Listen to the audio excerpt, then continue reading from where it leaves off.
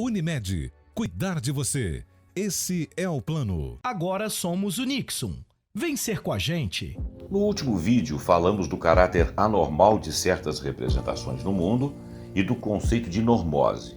Hoje o Tá na Rede pretende falar do verdadeiro caráter do ser, de sua singularidade e que isso pode nos emancipar e fazer-nos criar uma sociedade onde normopatias sejam menos constantes.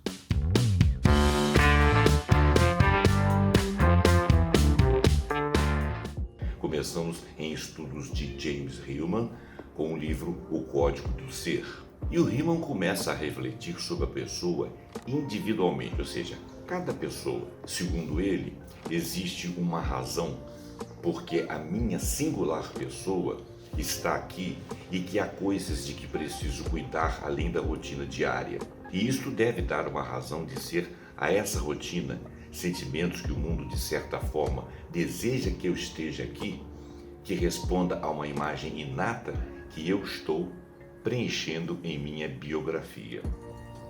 Quem somos nós de fato necessita que estejamos engajados em pôr de lado os enquadramentos psicológicos que usualmente padecemos e que já estão desgastados.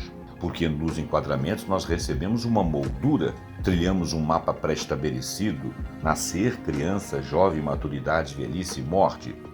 O curso de nossas vidas é descrito no futuro, uma vida como narrativa, porém sem enredo.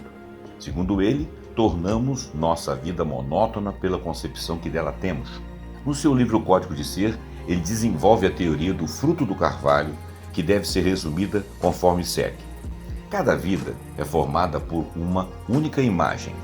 Uma imagem que é a essência desta vida e a chama para o destino. Tal como a força do destino, essa imagem age como um daimon pessoal, um guia que se lembra do seu chamado. Então usa-se a imagem do daimon, ou gênio inspirador, ou inscrito naquele DNA, aquilo que somos e não aquilo que seremos.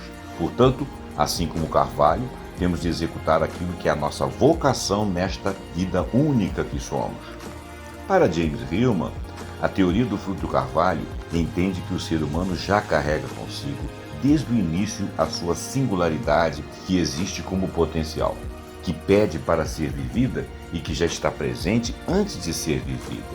Ou seja, estamos assim falando da vocação, destino, caráter e imagem inata. Cada pessoa é uma única pessoa.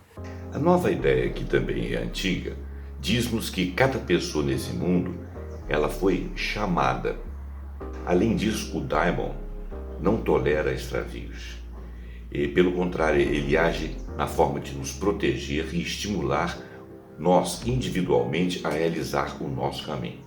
Então, a proposta de James Hillman é que esta seja uma psicologia além de uma prática clínica dentro de um consultório particular de uma pessoa, mas particulares de várias pessoas, e que esta deveria ser principalmente uma terapia de ideias da alma para o mundo.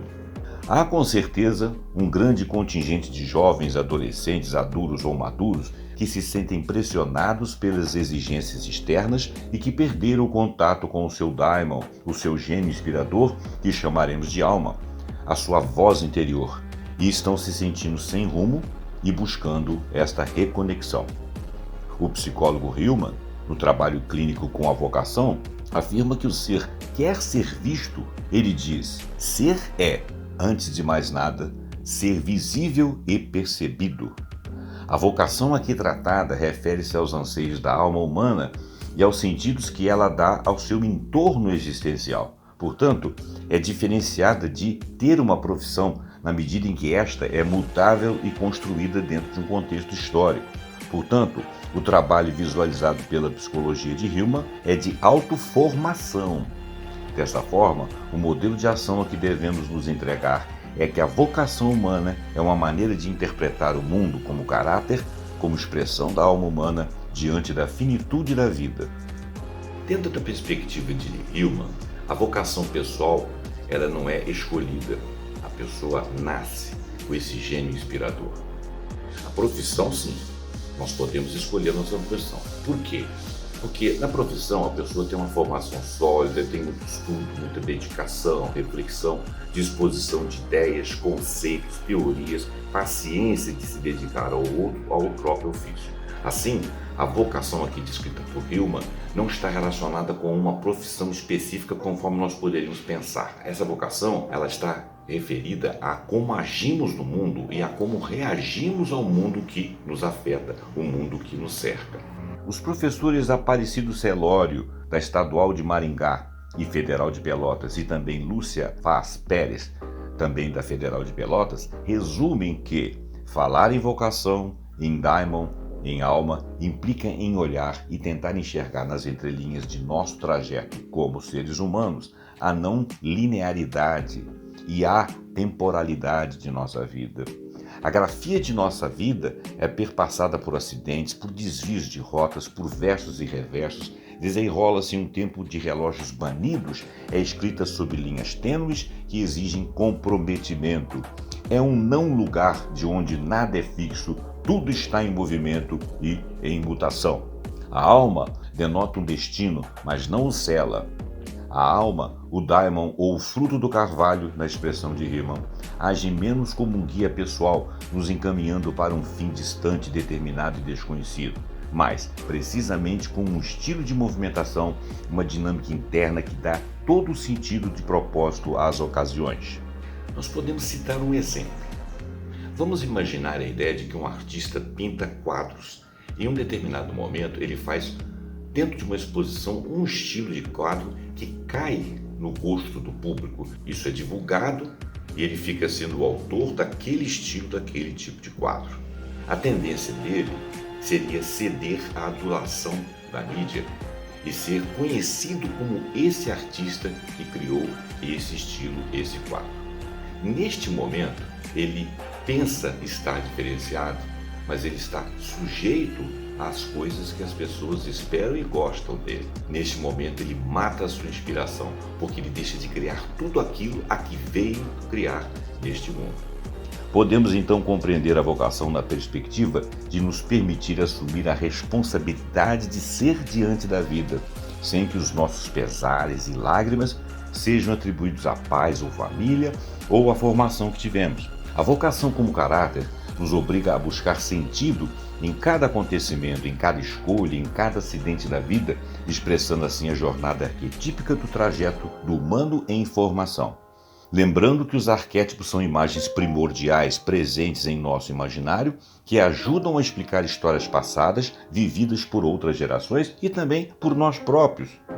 Se temos um daimon, uma alma, um gênio inspirador, temos de partir para esta construção como seres totais, e ele se manifesta se nós permitirmos. Não somos, portanto, destinados a um fim inexorável, a um modo de vida ou uma condição social. Se o caráter é destino, a maneira como lidamos com as coisas externas que nos atingem é o que nos determina, mesmo nos acontecimentos acidentais da vida. Há sempre algo para ser interpretado, um propósito que nos abre um sentido, um significado. As nossas escolhas se dão na existência, na relação que estabelecemos com o mundo, com a vida e com a cultura. Se a vocação nos indica os primeiros sinais que podemos nos levar a exercer certas funções na vida, isso não quer dizer o que especificamente faremos. Esta visão é libertadora.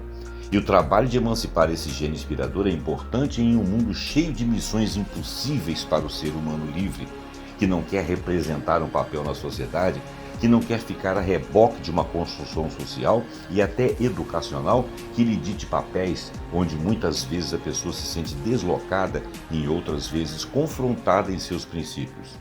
Ao assumirmos nosso caráter fundamental e passarmos a nos relacionar com as verdadeiras faces das outras pessoas, nós desconstruímos um mundo perverso e imperfeito que foi criado para o status de uma minoria que tem um raciocínio estreito, viciado, em que códigos remontam a um passado primitivo restrito de mentes enfermiças. Nós temos de desconstruir guerras, perseguições, maltratos ou normatividades imprecisas das eras de construção em que verdades obscuras foram costuradas em nosso imaginário de fora para dentro. estas que nos tornam vazios e impróprios para o exercício de nossa função de caráter no mundo. A ideia aqui é desaprender o que foi inculcado como norma geral e imprecisa e reaprender a ser originalmente baseado em nosso caráter, no nosso gênio inspirador, na nossa alma. Reaprender a viver uma construção cada vez mais equilibrada em uma sociedade com oportunidade de ser saudável e responsável. Fica aí então essa reflexão da construção do nosso caráter, o caráter a que viemos ao mundo para exercê-lo e sermos uma pessoa individualmente, entre muitas individualidades que constituem essa sociedade. O Tá Na Rede fica por aqui. Se você gostou, você curte, você compartilha, comenta aqui embaixo, passe esse vídeo para frente, acompanhe a gente aqui no TMTV e no vaiali.com e até o próximo Tá Na Rede.